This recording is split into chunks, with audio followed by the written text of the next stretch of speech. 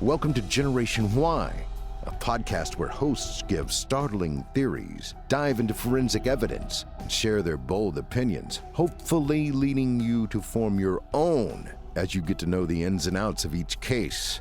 On the newest episode I listened to, I heard the story of Jody. She's a woman who was murdered on her way to meet her boyfriend, Luke. And unfortunately, because Luke was the one who discovered her body, he was a person of interest and ultimately charged. This story in particular left me with questions I normally won't ask. Check it out for yourself. It's riveting. So what are you waiting for?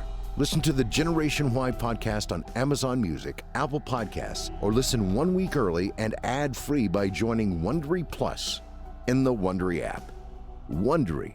Feel the story.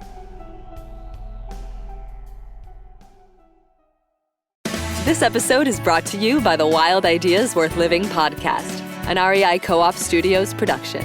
On Wild Ideas Worth Living, you can hear from people who brought their wildest ideas to life. Happy adventuring. Listen now on Spotify.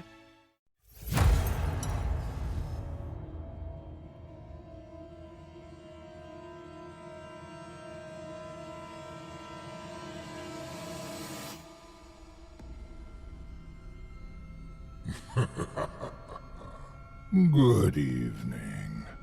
I'm storyteller Otis Gyrie, and I ain't your grandfather. From where I'm from, we don't do bedtime stories. And if that's what you were expecting, you're in the wrong place. If it's terrifying tales you're after, well then, I've got just the thing. Get comfortable, settle in, turn off the lights, if you dare. Your night is about to get a whole lot darker. Who needs sleep anyway?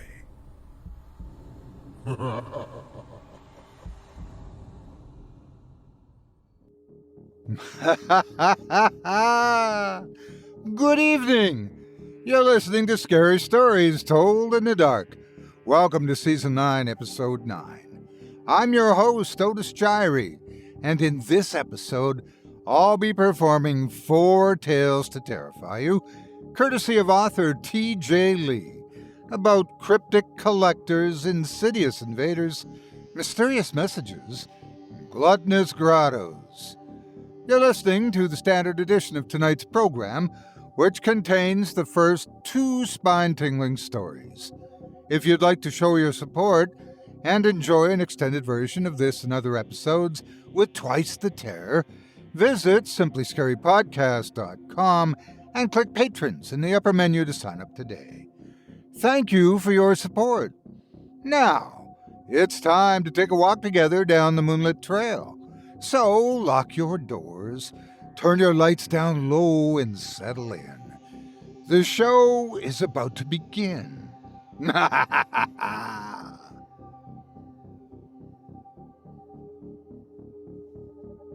Don't you hate it in the mornings when you have to run to the curb, hoping to beat the garbage truck there before it drives away? I mean, those old corpses aren't going to get rid of themselves, are they? But in our first T.J. Lee story for the evening, what happens when they start to come during the night? Garbage isn't all they're interested in taking. Without further ado, I present to you They Came at Night.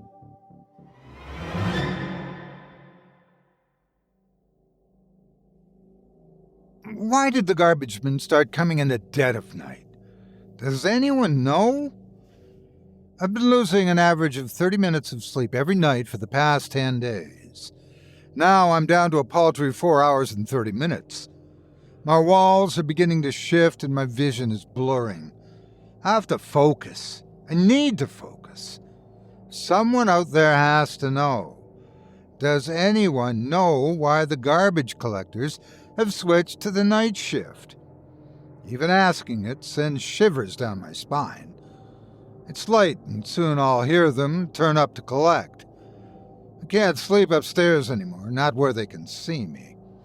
Now I sleep in the living room with my gun propped up against my shoulder. The weight, a stern reminder that I am present. I am awake. I am a threat to them. They won't try anything if I'm a threat to them, right? Wait, I'm sorry. Let me explain. My name's Tyson. I'm a farmer with a thriving family, a loving wife, and 2 bright young boys. We live in a very remote area that requires a significant amount of divergence for basic services. I won't say where. I won't risk my family or my business, especially knowing what kind of armchair detectives there are out there. I respect what y'all do and fear you in equal measure. So I'd rather throw you a bone you can thoroughly chew on, as opposed to delving into mine and my family's personal info. What I can tell you is this patch of land has been in my family for 6 generations, was not acquired illegally, built on sacred land, and to the best of my knowledge, has never had a violent occurrence or bloodshed.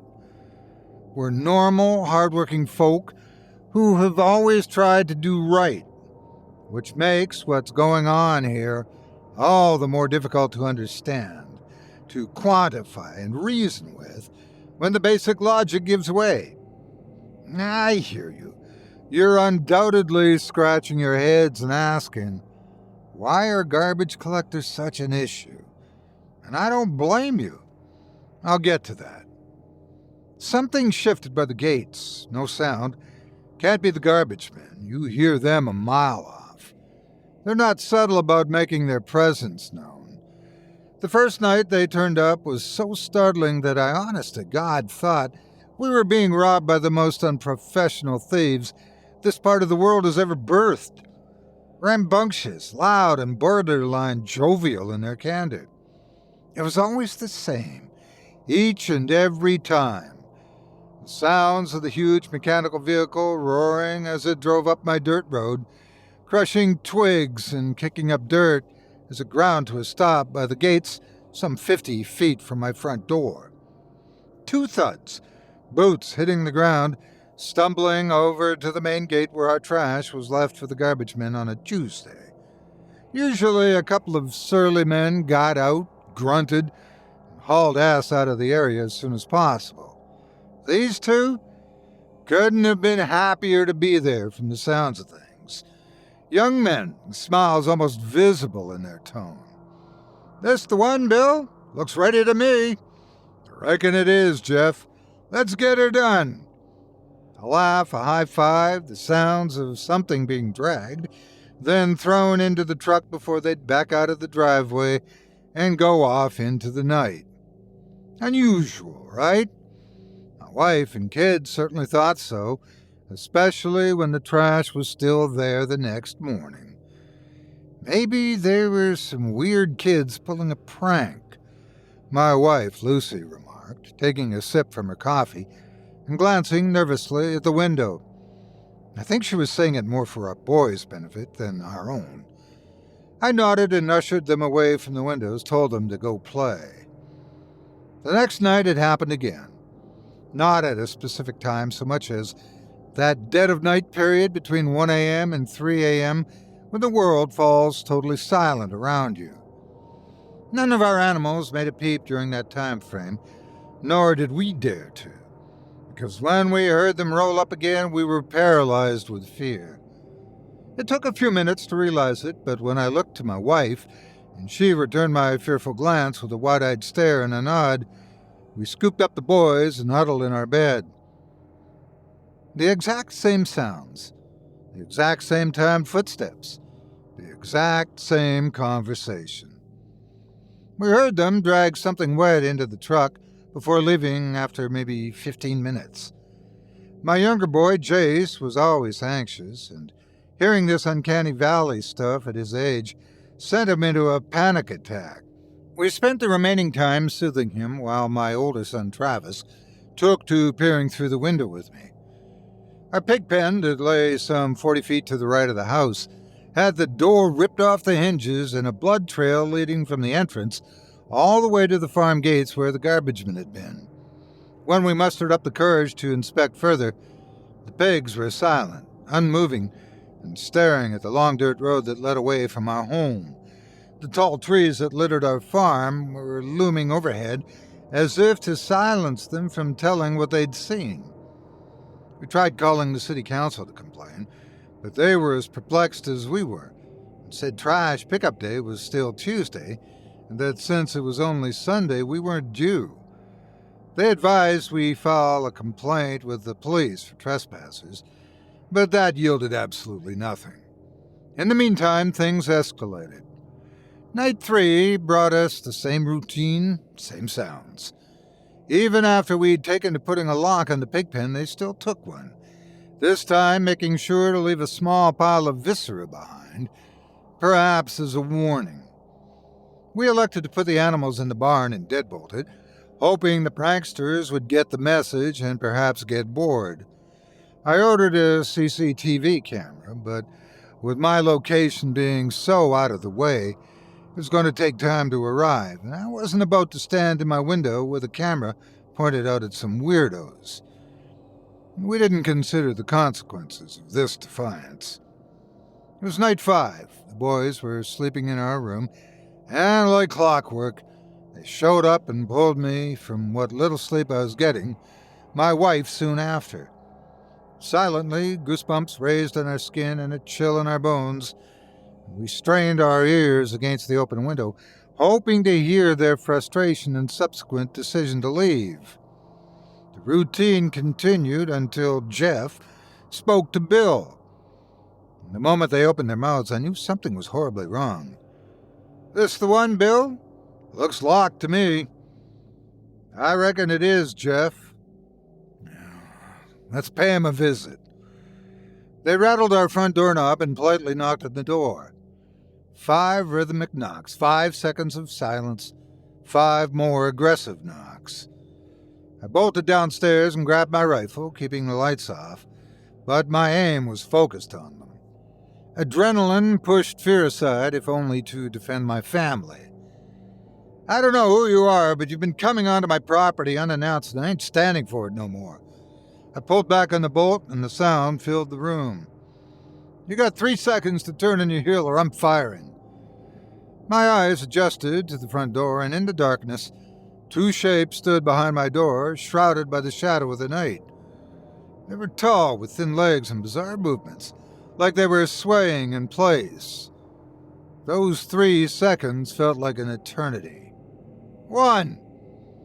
The shadow to the front leaned forward, trying to press its face against the glass. Something was wrong.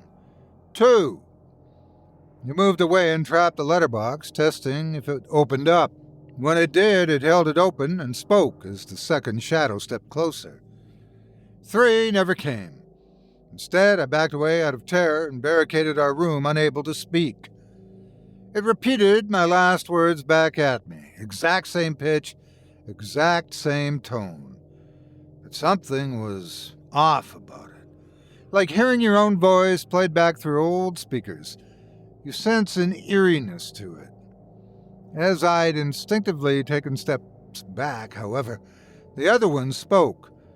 This was the first time either said anything that didn't repeat, and I swear to God it makes my heart pound in my throat just typing it. "We've come to collect. Come outside." My legs carried my body before I could register what was going on. Rushing to the bedroom and locking it, I pulled my family in close and held my head down to theirs, desperate to block out whatever ungodly sounds erupted from our front door. It took a half hour before they gave up, assumed their usual routine, and left, the sound of the tires speeding off up the road bringing some degree of relief. Until the following morning, when our nearest neighbors, the Gundersons, reported a break-in at their farm some 5 miles up the road.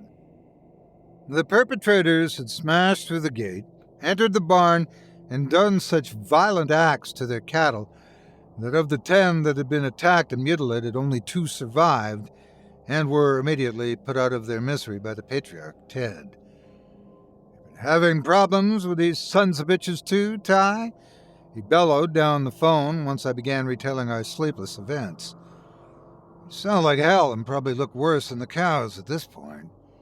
I ain't having it. You got a young family to support, and when they hurt one of us, they hurt all of us. Tonight we put an end to it, you hear? I nodded, agreeing to stake out our property that night and do whatever needed to be done. Hands still shaking, I grabbed a stiff drink from the cabinet. Never been much of a drinker. Most of this was my dad's for the tougher times.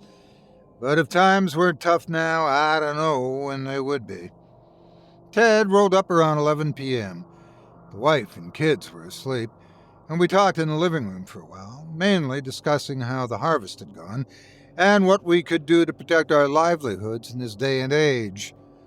The conversation petered off, as they often do, when a night draws on, but it was as if we fell silent that the realization swept over us. We were going to confront these people tonight. I gripped my gun a little tighter as Ted gave me an assuring nod, peeking out the window for any signs of the garbage man. Son of a... My farm, he bellowed, springing to his feet and bursting out the door before I could get a word in edgewise. He was halfway down the road before I could ask him what he was doing. He turned, his eyes wild with fear and rage, pointing a shaking finger to the small shape that was his house far across the hill. It was on fire, large pillars of smoke billowing forth as the fire danced in the light, illuminating the surrounding fields. I can't sit here while my livelihood burns away, Ty. If those bastards are behind this, well, you can bet your ass they won't last the night when I'm through with them. I'll teach them a lesson about the value of things, the things people throw away. He turned on his heel and ran to his truck, speeding off before anything more could be said. This would be the only night the garbage men didn't pay us a visit. I got a bit of extra sleep, but my wife didn't. She just stared out the window at the Gundersons' farm in the distance and shook her head. She knew how there'd be no help on the horizon. She knew how close we are to that fate, and seeing that scares me to death.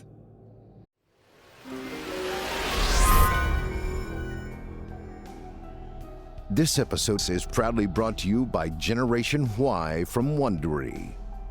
I appreciate all of you joining me for these stories. We all know that you enjoy horror, after all, that's why we're all here. But the safety net of fiction allows us to fully enjoy the horrors of our imaginations in the world. But I have to ask you, what about the horror that is not fictional for you? I'm talking about something that's been taking the world by storm more and more the farther we get into 2021.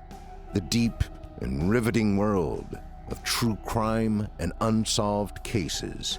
Welcome to Generation Y, a podcast where hosts give startling theories, dive into forensic evidence, and share their bold opinions, hopefully leading you to form your own as you get to know the ins and outs of each case. Put on your detective hat now, sharpen your cognitive thinking skills as you sit down with podcast hosts Aaron and Justin to examine the what, who, why, where, and when. These friends and co-hosts are obsessed with crime, murder, mayhem, and unsolved mysteries. They have a passion for breaking down cases that have been cold for years. You're gonna love this. They dig deep looking for answers on cases of missing spouses, mysterious murders, serial killers, and more. No one should ever be forgotten about. But sometimes, after a point, there's only so much the law and justice system can do. And these guys go above and beyond that by giving names back to the victims and telling all sides of their stories. Generation Y reviews every detail of these cases to uncover the truth. On the newest episode I listened to, I heard the story of Jody. She's a woman who was murdered on her way to meet her boyfriend, Luke. And unfortunately, because Luke was the one who discovered her body, he was a person of interest and ultimately charged. Throughout his trial, he insisted he was innocent, yet was still sentenced to a minimum of 20 years. Was he telling the truth, or is he actually the murderer? This story in particular left me with questions I normally won't ask. How can you really know what the truth is when only 2 people have knowledge of it, and one of them is dead? And if this man was falsely accused, how does one cope with something like that? What kind of lasting effects in their everyday lives resulted from that day? Check it out for yourself. It's riveting. So what are you waiting for? Listen to the Generation Y podcast on Amazon Music, Apple Podcasts, or listen 1 week early and ad-free by joining Wondery Plus in the Wondery app. Wondery. Feel the story.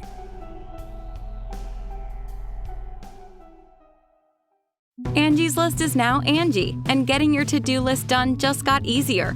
Between back to school and with the holidays around the corner, it can feel like there's no time to tackle home projects. Whether you need help with emergency repairs or major upgrades, Angie matches you with top local pros who can get the job done right.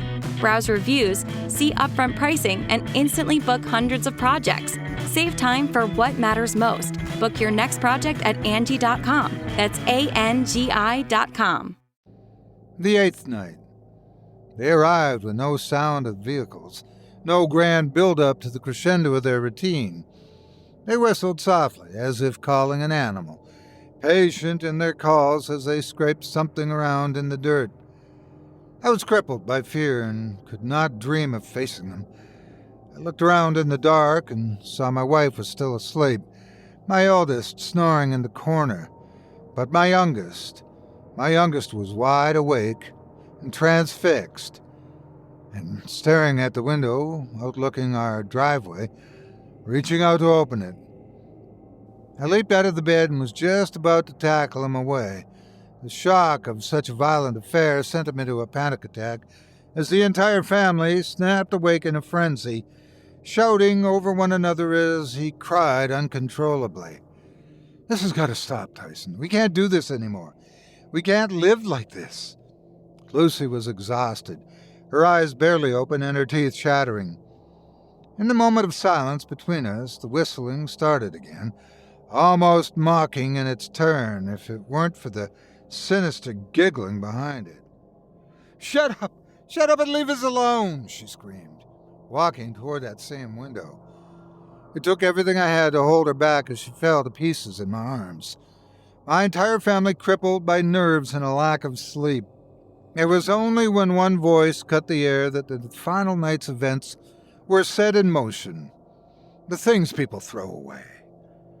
Oh no, Ted. One look into my wife's eyes and I knew what she was thinking. There was no stopping her. She darted around, packing the kids' clothes and any essentials she could find, ignoring the whistling outside and instructing our boys to focus on getting whatever they needed. "You do what you need to do. I don't care if the nearest town is a 3-hour drive or I undergo the 7-hour drive to my mom's. I will not stay another night in this house. Not until they're gone." She was almost delirious, fueled by fear and anger, as she darted around like a hurricane, turning over tables to get what she needed, as if prepping for a weather event. Within the half hour she'd been rushing around, the noises had faded and the outside once again fell silent. I couldn't leave the house. It had been our family's lineage for generations. We'd been born here, lived here, and died here no matter what. As the head of the family, it was my job to stay here and protect it, even if I couldn't protect those I loved most under its roof.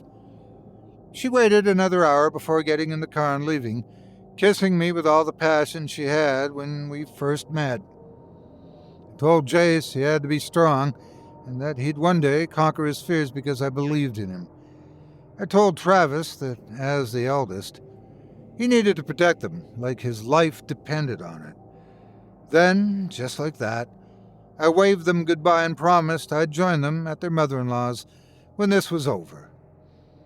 Now, all that was left was to sharpen my resolve and find out what this was. I took the chance to try and get some sleep during the day, but no matter how hard I tried, it wouldn't come to me. So, liquid courage it was, one way or another. This was going to end. Night 9, the penultimate night. Not a sound. I mean that in the most literal sense. The wind didn't move, the trees didn't speak, not a single blade of grass danced, and no dirt was kicked up. Everything was silent, so silent. My own thoughts were amplified in this void of sound, Every inane thought of what could happen flitted through my mind and forced me to double-check every window and door, triple-check the locks, ensure no oversight was left. Couldn't let them get an opportunity. Even if it was just me, I knew they were watching even now. If I hadn't known any better, I'd have said a shadow moved just beyond the porch window. Couldn't be sure, not without checking.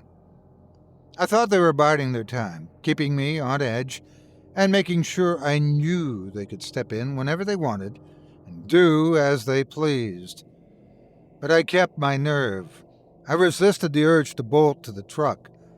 I had my whiskey and I had my gun. I'd see this through, even if it killed me. Night 10. Now we're all caught up. I checked on the animals this morning. What was left was a pile of bones, flesh, and waste. They'd been taken the night before, and I don't know how I didn't hear during the silence. There was but one horse's body left, teeth, marks, riddled the torso, and the legs had been torn off. Our crops had grown fetid, decayed, and worn. Nothing in our farm would yield a damn thing anymore. My livelihood was decimated in front of my eyes. Gone. It's light now. I'm sitting in my armchair with a rifle loaded and ready. My hands are shaking, and my knee won't stop bouncing. I feel the dread start in my gut and worm its way through my chest before lodging in my throat and forcing every breath to be a labor of pain. They come early tonight, truck roaring and routine sounds in full swing. Only there aren't 2 sets of thuds this time. There are 6. They walk up to the porch, a shadow covering every facet of the window and door panes. Not a speck of light coming through. The voices don't change their pattern. They never do. "This the one, Bill? Looks ready to me." They pound their fists against the window, a dull moan emanating from the background, pained, muffled, and growing in strength. "I reckon it is, Jeff. Let's get her done." Nails drag down the glass. A horrific moaning accompanies the repeated intonations of the God-forsaken phrases. "These things people throw away." Ted. Poor Ted, smashing his head against the wall, repeating it with every 6 swing. It was only when I heard the 4th voice that finally I looked out at the window, perhaps on instinct. Not until they're gone.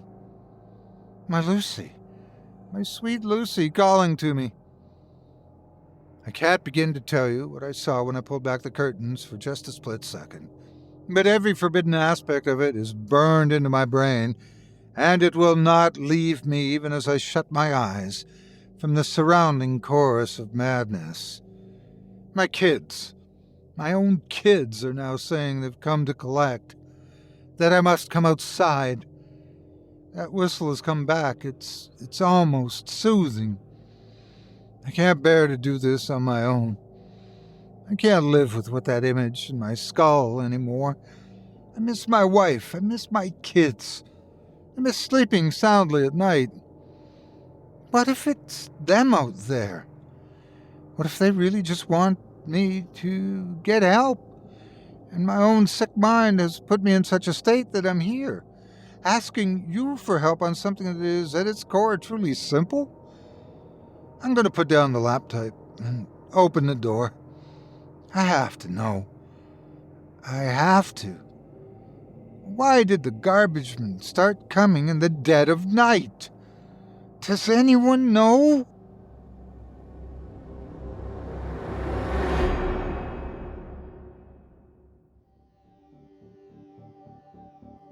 I hope you enjoyed They Came at Night by author T.J. Lee, as performed by yours truly. If you enjoyed that first tale and would love to read more from tonight's very talented feature author, you can help support him by visiting simplyscarypodcast.com/Lee. That's L-E-A. Be sure to take a look at his book, The Last Sin Eater.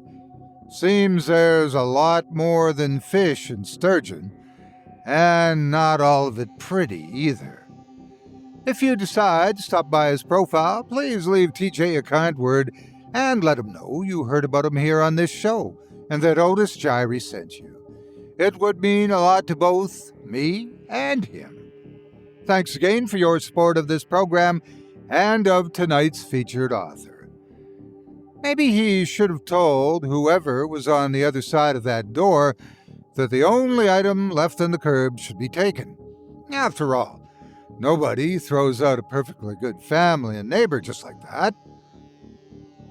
In our second T.J. Lee story, we take a look at the life of a man and his daughter and her methods of communication, and of the kind of love that only someone out in the woods can share with them. Without further ado, I present to you Skin Dancer.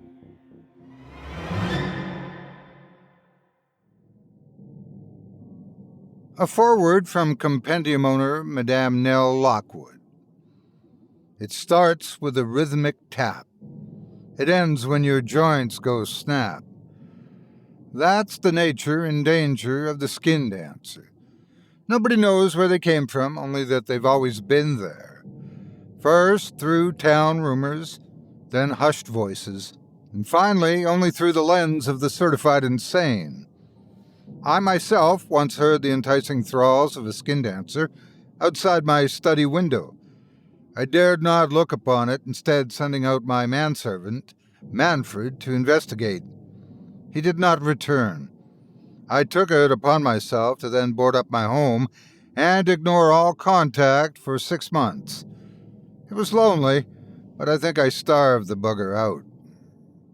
Never again will I live near any god-forsaken forests or woodland areas.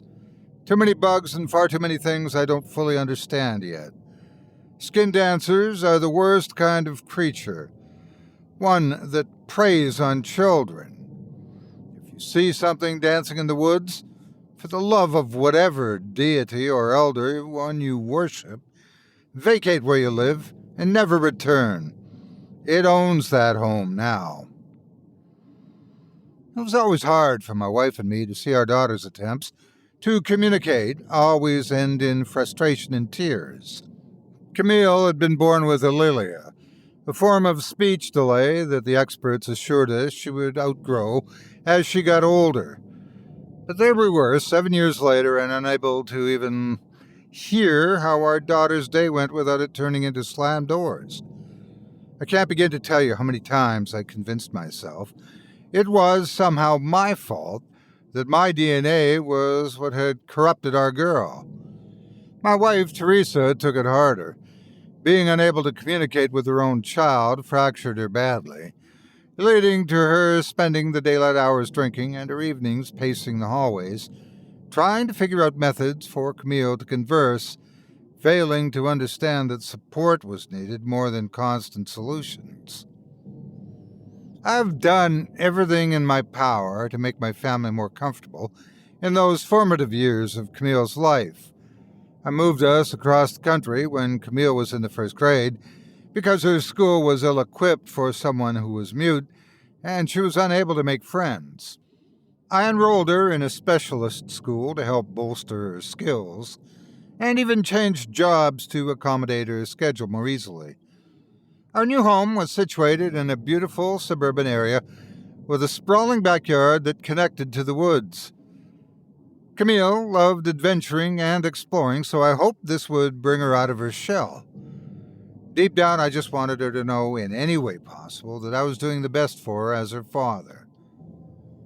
Camille, to her credit, was a bright young child that could be perceptible beyond her years and, in time, would utilize her intellect to communicate with us through sign language and her journal. I took to the ASL language quickly, but my wife struggled to pick it up and would ultimately dismiss the practice entirely, opting to put her faith in prayer and what she called church therapy, convinced that the Lord was testing her faith by putting her and Camille through suffering. This would result in more than one occasion where I came home to find her standing over Camille, shouting about the devil withholding her vocal cords and that drastic measures needed to be taken. When she began to shake and obviously frightened Camille while screaming that the devil was inside her, I knew that no amount of conversation was going to get through to her, so I filed for divorce. My wife tried to fight it, but thanks to the Nest Cam footage of her exercising our daughter, I was granted full custody. It was tough, but necessary. Teresa moved out quickly, assuring Camille she'd see her again soon with a wink, before giving me a cold stare and slamming the door.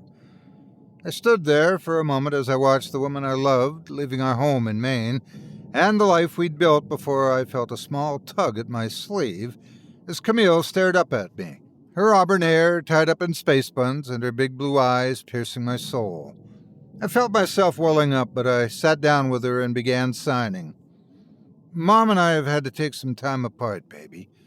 I slowly signed, nowhere near the skill level I needed to be for a conversation like this, but I had no choice. Camille stared at me for a moment, processing the situation, and obviously trying to formulate the words in her mind carefully. "This is my fault, isn't it?" She slowly signed, her hand shaking ever so slightly. "If I wasn't like this, we'd be—" "No," I signed back, also vocalizing it silently so she could see the firmness in my statement. "You are perfect just how you are. This is Mommy's issue to deal with, not yours, I promise." I believed it, too. After a year and a half of learning ASL, this was just a natural part of my life, and anything that allowed me to get into Camille's world was worth any sacrifice. Teresa's frustration and pain were understandable, but these faith healings were not the way to go. "Mommy will be back soon, I promise." I signed back slowly, trying to make sure I didn't make false promises. I still wasn't totally comfortable with her being anywhere near my daughter after what I'd seen, but this wasn't as simple as my desires. Camille stared at me for a minute before sighing, giving me a nod, and reaching her arms out for a hug. I held her as she silently wept into my shoulder. Over the next few months, Camille tried to understand that Mom wasn't coming back. The supervised visits never happened, as Teresa kept no showing for them, and no amount of furious voicemails I left seemed to do any good. The last straw was Camille's 10th birthday, 2 months after Teresa left. Watching Camille burst into tears on her birthday was the biggest gut punch I could have ever imagined, and I could do nothing to fix it. When calling Teresa's parents, I was met with obstinance and ignorance, spouting the exact same nonsense about the devil that their daughter had tried to impart onto Camille. Eventually, I got drunk and, against my better judgment, left yet another voicemail telling her, in not-so-kind words, that she'd destroyed our daughter's trust in her irrevocably by trusting an imaginary friend over the life she created that has tangible thoughts and feelings, and to take her God and shove it up her ass. Not my proudest moment, I'll admit, but there's only so many times you can see the mother of your child let her down. Teresa never returned my calls, and after that, Camille stopped asking about her. She regressed into her room, and I'd even occasionally catch her trying to play pretend with the stuffed animals she had in her room, signing to them as if it were her mom and telling them about her day. She found a coping mechanism, and while it was hard to watch, I was happy for anything to help her move past this. She still needed space, and I wanted to give her that. 10 years old is a tough time for her to know such things, and I needed to be supportive, not pushy. So when I prepared to leave for a conference in the next town, leaving her with a babysitter, she asked to spend the day in her room writing and watching TV until late. I didn't protest. My babysitter, Brianna, was an ideal fit for Camille. Brianna was 18 years old and born deaf, but had cochlear implants, meaning I could call her if I needed to, but she could sign perfectly with Camille. It was like her big sister she never had, and having her around pulled Camille out of her shell immensely. Brianna was bright. She was a kind young woman and seemed taken with Camille. Her father, Dale, was a good neighbor and someone I knew I could trust if things ever took a turn. While I was still hesitant to leave, I knew at least she was in good hands.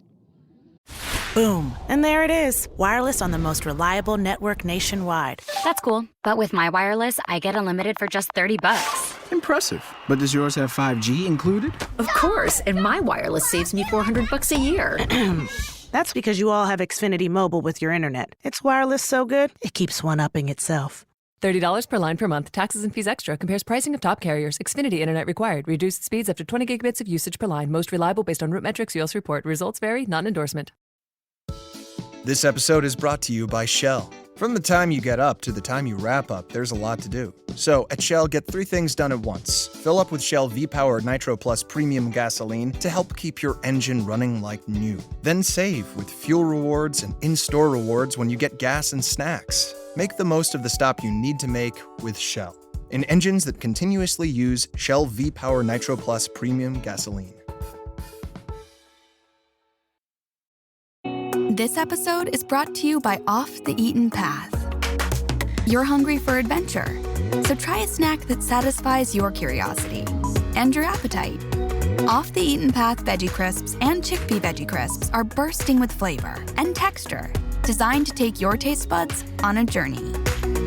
Packed with real veggies like chickpeas, black beans, rice, and green peas, these gluten-free crisps are deliciously crunchy and non-GMO project verified. Plus, they have no artificial flavors, colors, or preservatives. So it's a great tasting snack you can feel good about. Real veggies. Really delicious. Shop now for Off the Eaten Path Veggie Crisps on Amazon or at stores near you. Daddy, how much do you love me? She signed to me as I got ready to go out the door, more upset than usual. I kneeled down and signed back slowly. More than words can say. I smiled and got a grin in return, kissing her forehead, before nodding to the babysitter. I'll be back the day after tomorrow. Camille won't be a bother, I promise. You have my number if you need anything. I handed the babysitter some money for extra pizza and began my journey to the airport. It must have been around 4 a.m. when my phone began buzzing with a FaceTime request from Camille. Exhausted, but on instinct, I propped the phone up on my case and began signing as my eyes adjusted to the darkness.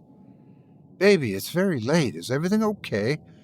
I signed, waiting in the pitch-black silence for an answer, but none came. Instead, the sound of a light gurgling filled my ears and made my hair stand on end. It sounded almost pained, like someone had ingested mouthwash and was struggling to lean their head forward to spit it out.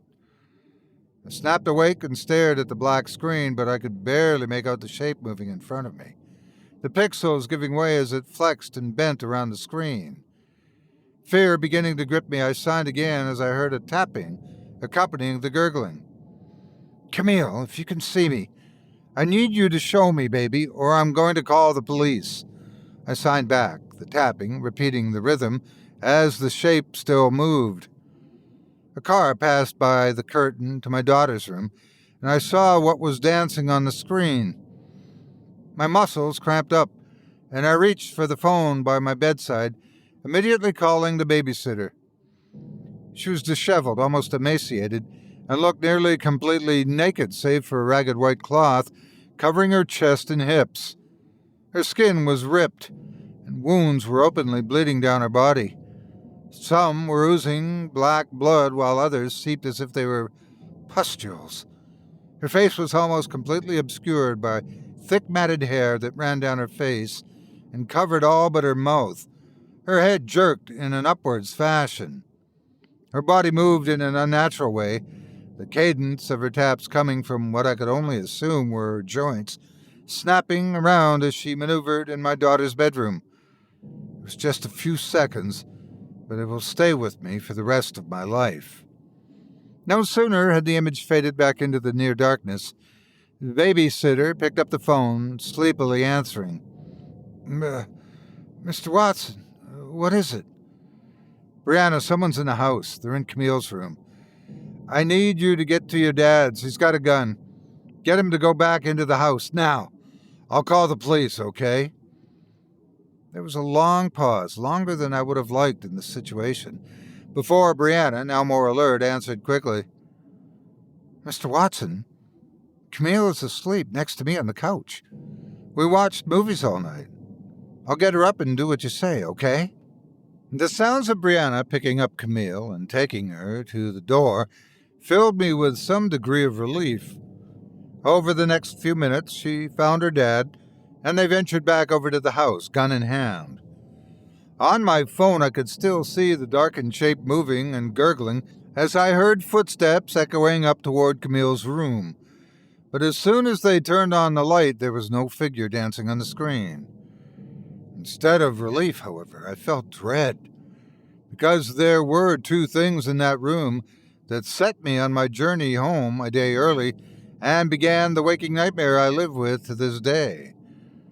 The first was a series of drawings that had been ripped from a pink journal and scattered all over the floor, some stuck to the walls.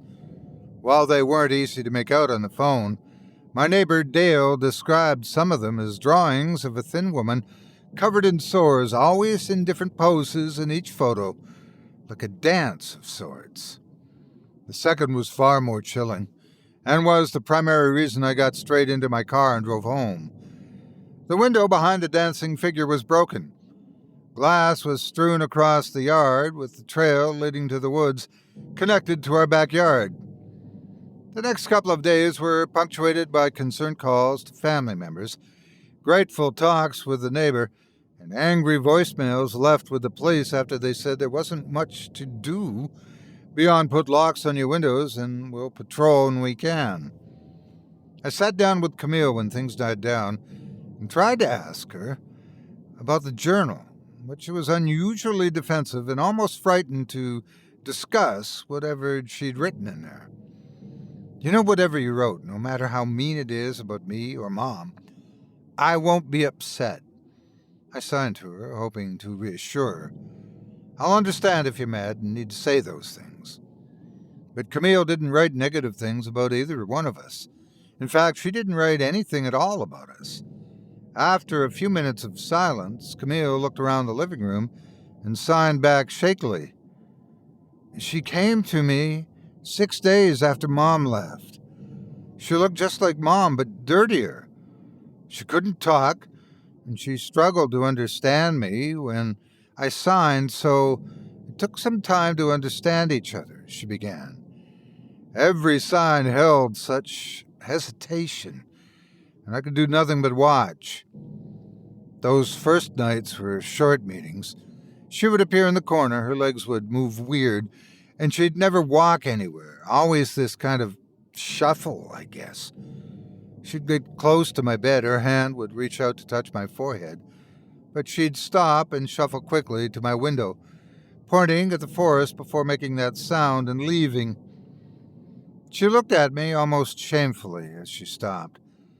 I was still unsure what was going on and felt it better to hear her out entirely than try to question everything at once. But after some time she learned to sign in a different way, through her dancing. I would sign and she'd respond with a dance move that I somehow understood. She said she'd watched me from the forest as I moved in. She felt my pain when Mom would yell at me, shake me, call me names. She wanted, once, to adopt me and be my new mommy. But she cast her gaze toward our backyard, the forest, a few hundred yards away, now ancient, foreboding and downright menacing, rather than a welcoming sight of nature and solitude. Each tree rising high like black spires so closely clustered together that all light beyond the first 5 feet is totally gone. A black canvas filled with the eyes of untold creatures sat watching us as we watched them. I felt a strong sense of unease wash over me as I looked back at Camille. Tapping her thighs, she continued to stare into the yard. But she asked me to do something that made me wonder if she was real, and that scared me. I told her to go away and she got angry. She started pulling at her skin and her eyes grew wide and she stared beyond me, past me, and to the wall behind me. A gurgling sound filled the room as my eyes fixated on Camille, my instincts screaming at me not to turn around as we sat in the middle of my living room. But logic kept me centered, and I had another concern mounting in my mind that I dared not share with her. That skin isn't her skin. She signed back slowly, deliberately, as she kept her eyes on whatever was behind me. Camille, look at me, honey. I promise you that she's not real. I tried to smile, but the situation was growing worse.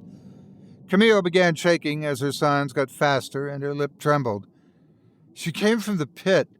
She'll return to the pit, with me. We'll go to the land where the sun never shines. She finally looked at me and I saw the absolute terror in her face. I don't want to go, Daddy. I'm so sorry. She leapt up and ran to her room before I could stop her, slamming the door and sitting against it as I knocked, trying to get her to communicate. But without seeing her and being able to sign, it was pretty difficult. Baby, I just want to know you're okay. 1 knock for yes, 2 for no, okay? Knock, knock. I frowned. I was beginning to worry the same issues that plagued her mother had begun to find their way into my daughter. For a long time, I wasn't convinced that Teresa was well, and the bouts of mania, delusions of grandeur, and speaking with God culminated in a visit to a psychiatrist who confirmed my suspicions. Schizophrenia. I dared not tell Camille the truth, in part due to her age, and because the fear of it being passed down was all too real for me. But now things were different. I need to finish our conversation with you. Can we do that soon? I asked, hoping she would come around. Thump. It wasn't a knock, but I took it as a yes. Okay. I'll give you some space and come back later. I love you more than words can say. Remember that. I went back downstairs and tried to focus on next steps. I made some calls to friends asking for advice and settled on a meeting with a psychiatrist at the recommendation of her physician, hoping if we caught it early it was treatable. It was a couple hours later and I decided, before I went back up to check on Camille, I'd call her grandparents and at least inform them of what happened so they could pass it on to Teresa, even if I didn't want her actively in Camille's life. However, when I tried calling, the phone simply timed out whenever I tried, and I was unable to reach their inbox to even leave a message. Perplexed, I opened up my laptop and began to boot up Skype, hoping to get them somehow and provide an update, but as it booted up, I saw they weren't online, and I sank back into my chair and pinched the bridge of my nose in frustration. Then I noticed my Nest Cam app was working, and I was able to see a shadow from Camille's room. Something was moving out of view, and I wasn't able to discern what, but it made me uneasy. I left the laptop open and walked upstairs, knocking on her door. No answer. I could hear a faint series of taps and thuds as I sat in silence, waiting for some kind of reply from her. After a few moments, I caught glimpses of a shadow moving underneath the doorframe and decided to look, hoping it was just a case of Camille having her headphones in and not noticing me. I was instead greeted by the sight of my daughter bent over backwards, her palms and the soles of her feet facing inward as her back kept clicking further and further inwards, her head snapping as it cranked further back, each finger and toe making a rhythmic tapping sound that faintly resembled a beat. Within a few moments, her body collapsed to the floor, stomach first, her left foot now tapping incessantly as her leg lurched forward towards her face before the other joined it. Ligaments tore as her top half slid underneath her legs and snapped up, contorting faster and more aggressively as she spun around the room. Outside of my view, I could hear a gurgling and a reciprocal tapping. Something was very, very wrong, and I knew I had to get in there. Without a second thought, I began forcing my shoulder against the door, the wood buckling under the pressure, but holding steady as I shouted her name. "Camille! Stay there, baby, I'm coming. You'll be okay." With a third lunge forward, the door gave way and I stumbled forward. The drawings from her journal were still scattered about the room as a once-repaired window was now wide open, the wind blowing while the trees leaned menacingly forward at its command. My daughter was gone. I called the police and informed them someone had taken my daughter away, possibly the same woman I saw the other night that my daughter said she befriended. "Do you have anyone in mind she'd go willingly with? Anyone she trusted?" the detective asked me, tired but sympathetic eyes staring back at me. My mind thought back on the way Camille had behaved, the secrecy, talking to things that weren't there, and even the movements. I couldn't help but wonder. My wife, we separated because of how she was treating Camille, and she's not well, mental health problems. I trailed off, almost feeling ashamed with myself for explaining it as if this was still somehow my fault. The detective, to his credit, either didn't notice or didn't acknowledge it. I gave him an address and her family's details, assuring him that someone would know where she was. "We'll follow up with that immediately. Until then, I need you to stay here and wait. Sometimes when a child runs away, they turn back up home. If your wife did take her, there's still a chance she might drop her back home without issue." He leaned in and put a hand on my shoulder. "We'll find your daughter, don't worry." I spent the evening in a haze, staring out at my backyard and sipping a drink my wife had bought me last Christmas. I didn't even taste it, but the numbing aspect helped me forget the things I'd seen over the last few days. After a while, I went up to Camille's room and figured that maybe reading her journal, though an invasion of privacy no dad should ever encroach on, would perhaps help me better understand what was going on in her mind. Before I could process everything I'm seeing, the laptop begins chiming downstairs. I head down to inspect and see the caller ID is Teresa's parents. I frantically pick up and try to keep my words calm and to the point. "Ella? Roy? Camille's gone. She's been taken." "What? What do you mean she's taken? Did some pervert nab her in the night?" My mother-in-law shrieks back, the panic obvious in her voice, as my father-in-law begins to talk to her. "No, Ella. I think Teresa took her. I don't think she's been taking her meds, and she's clearly not looking after herself. Camille said she'd been talking to a new mommy that looked just like Teresa but dirtier. I've tried calling Teresa dozens of times over the past few months, and I never thought she'd have just gone off the face of the earth. I couldn't even reach you for answers. What's going on?" I lose my cool, my face feeling hot, and tears running down my face as those last words escape me. "Where's my baby girl?" There was a very long pause, and I can hear discussion in the background, before the phone is passed over to Roy, who speaks in a more concerned voice than I've ever heard from him in the 17 years I've known the man.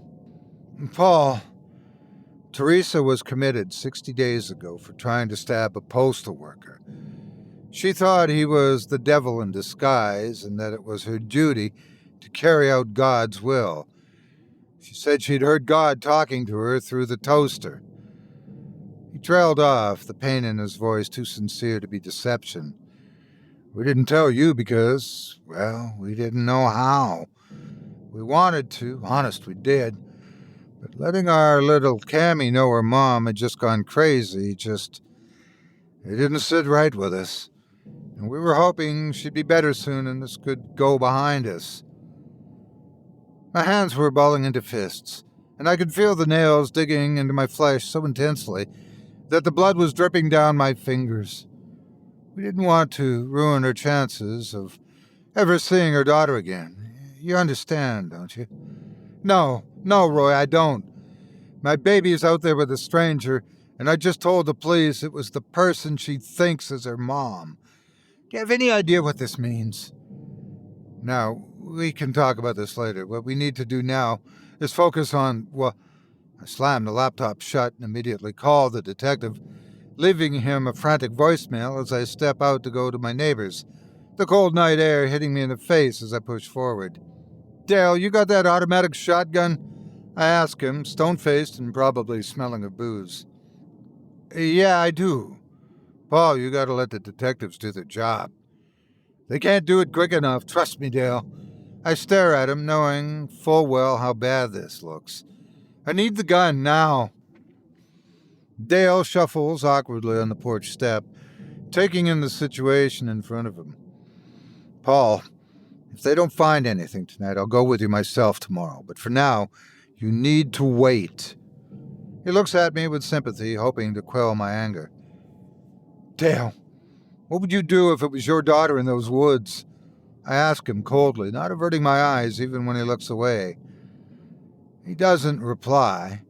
He nods and stepped into the house for a few minutes. I pace in the porch while I wait, seeing his daughter Brianna staring at me from the kitchen window. She walks around to speak to me. She's gone, isn't she? She asks, her voice cracking. I just nod, refusing to stop moving, as I wait for Dale to get back. Oh, God. So she actually did it. I stop pacing, staring at her. Did what, Brianna? What did she do? I step forward, eyes now fixed on her face. What did she do? When you left, she went up to her room for a bit before bringing down the journal she'd been writing in. I was interested, and I asked her about it. She asked me if I could keep a secret, and I said yes. She showed me the journal, and aside from the words, new mom, it was just drawings of, well, it looked like her mom. But each photo showed a different pose, and her skin got worse. Brianna rubbed her arms as she described it. With each drawing, she got bigger on the page. Her features became deformed. And on the last one... Oh, Paul, I'm so sorry. What? What was it? Brianna, if you don't tell me, the police will ask you themselves. My heart was pounding in my chest. The last one was her, covered in blood. She was holding hands with the new mom in a dark pit, and above them, there was just a pile of blood and the skin on the floor. She wrote something on the back of it, but I didn't see that. There was a silence as Dale's footsteps came closer, and he handed me the shotgun. Paul, if I'd known this was real, I'd have said something, I promise. Brianna pleaded, tears running down her face. I never imagined she'd... No, God. I nodded to Dale before rushing back to the house, not saying a word to either one of them. The house felt cold and desolate as I stepped inside and made my way to her room, trying to find the page Brianna described. It took a bit of searching, but I came across it, hanging above her bed. It was vile. Her small frame devoid of all skin, hiding in a deep black pit, surrounded by trees, holding hands with the elongated figure of something so unnatural that I had to resist every urge not to rip it up the moment I saw it. I gazed further down the page and saw a pile of skin and blood displayed like a fresh kill, the black writing on the back seeping through and daring me to look. I took the page from the wall and turned it over to read what it said, gun still gripped firmly in my hand. Here lies Daddy's skin. Then he can dance like us. Join us in the pit. Our new family. The gurgling sound returned, followed by a wet schlorp sound in my kitchen as I raced downstairs, slipping on the floor as I turned the corner, and my head colliding with the coffee table in a thunderous crash. My vision blurred, and with my head thumping, I see a shape dance unnaturally towards me, limbs crunching and torso twisting as the innumerable gurgles and clicks fill my ears until it's deafening. I shut my eyes out of pain and feel it rear up close to me, grabbing my face with two appendages and pulling it close. its lips touching my forehead before it utters 5 words that shatter my soul beyond repair, each one accompanied by a shuffle as it gets farther away from me. More than words can say. Then I woke up. I was being tended to outside by police and paramedics. Tape was strewn all across my property as thick black bags were taken by men and women in hazmat suits. Everyone looked at me with such sympathy. I didn't need to ask why. They said it was most likely a bear attack, that the 2, or maybe even just Camille, had gotten lost in the woods, attacked by the bear on their way back, and ripped to pieces as it tried to find more food here. Her beautiful hair, the main identifier. They were convinced and offered me condolences as they wrapped things up. But I knew better. I still do. I know that there's something in those woods that takes the form of something it knows it can prey upon. It wears the skin of a loved one to lure you in, but whatever's underneath, it's something I never wished to understand. It's been 6 months, and it gurgles to me every night, beckoning me from the entrance to the woods. Sometimes I'll look on a long evening, a bottle of rum in hand, and see 2 shapes dancing from afar. Too distant to make out features, but I know it's them. I know it didn't want to be her mother. My wife and her family have been calling regularly, as have the neighbors, but I don't answer anymore. I know what's waiting for me now. I know that they'll eventually get bolder and take me when I'm vulnerable. Truth be told, I miss my baby girl so much that I may just let them. But I still have this shotgun, and I've decided when I pass this on to you, I'm going to go into the woods and let fate decide what happens to me. Madam Lockwood, these creatures are real, and they prey upon people who've lost someone dear to them. They live in the deepest parts of the woods, and I still don't know what they want. But I do know that they're beyond anything we could ever understand or beat. It wants my skin. I just might let him have it, if I can see my daughter again.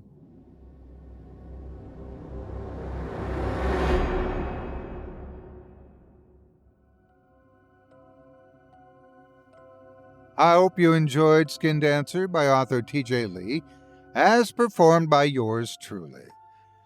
If you enjoyed the tales you've heard tonight, I'd like to remind you one last time that tonight's featured author can be found by visiting our website. Just visit simplyscarypodcast.com/Lee. That's spelled L-E-A. He has many delightful and frightful stories for you to enjoy. He has more from Sturgeon coming soon, or so I've heard. As a reminder, if you decide to give any of this talented author's stories a read, please consider leaving them a quality review and a kind word, or a thoughtful public comment and an upvote, and be sure to let them know you heard about them on this program and that Otis Gyrie sent you. It means more to me than you can imagine, and I'm sure TJ would very much appreciate it also. Thanks again for your support of this show and of tonight's featured author. Now, before we go, I'd also like to take a moment to thank you personally for joining me for this episode of Scary Stories Told in the Dark.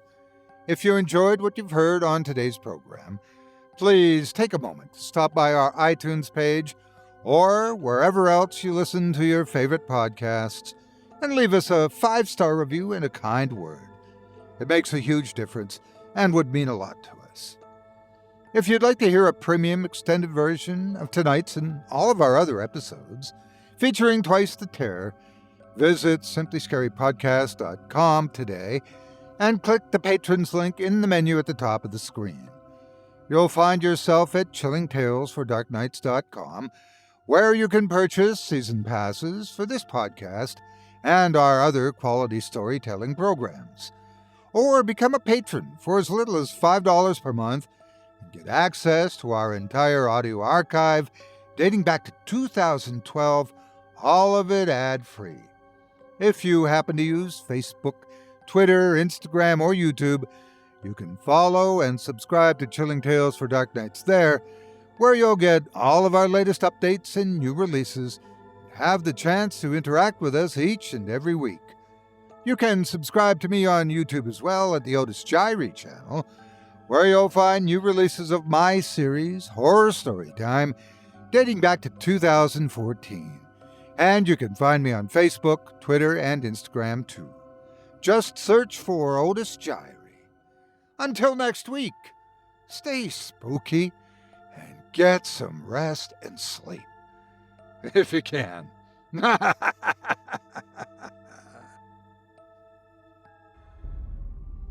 Thanks for listening. You've been listening to Scary Stories Told in the Dark, a production of Chilling Entertainment and the creative team at Chilling Tales for Dark Nights, and a proud member of the Simply Scary Podcasts network. Visit simplyscarypodcast.com today to learn more about our network and our other amazing storytelling programs. Tonight's program was hosted, and its featured stories performed by yours truly, Otis Gyrie. Selected stories have been adapted with the kind permission of their respective authors. Original music provided by Luke Hodgkinson and Jesse Cornett. Sound design and final mixing and mastering provided by executive producer and director Craig Groshek. Program's artwork and logo by David Romero. If you're looking for some fresh tales on a daily basis while waiting for the next podcast, check out my YouTube channel, the Otis Gyrie channel, and my extensive collection of narrated tales there. Simply search on YouTube by my name, and you'll find me. And don't forget to subscribe and press the bell notification icon to get my latest releases. Got a scary tale of your own that you'd like performed? I take submissions. Email it to me today at otis@simplyscarypodcast.com to have your terrifying tome considered for production in a future episode of this show. That's otis@simplyscarypodcast.com. If you've enjoyed what you heard on tonight's program and are joining us on your favorite podcast app, subscribe to us to be sure you never miss an episode, and leave a 5-star review and a comment. Your feedback means a lot to me. You can also follow Chilling Tales for Dark Nights and yours truly on Facebook to connect anytime and get the latest updates on this and other programs and my channel. If you're listening on the Chilling Tales for Dark Nights YouTube channel, do us a favor and hit the subscribe button and the bell notification icon for CTFDN as well to get more spooky tales from me and the crew and another episode of this program each and every Wednesday. And don't forget to hit that thumbs up button to tell us how we're doing and leave a kind word or a request. And don't forget to visit us at chillingtalesfordarknights.com and consider supporting the team by becoming a patron. In addition to helping us out, you'll get exclusive access to our audio archive and ad-free downloads of all your favorite stories, including those you've heard on this program. As for me, I'll be back next Wednesday with more terrifying tales to keep you up all night. But that's all right. Who needs sleep anyway?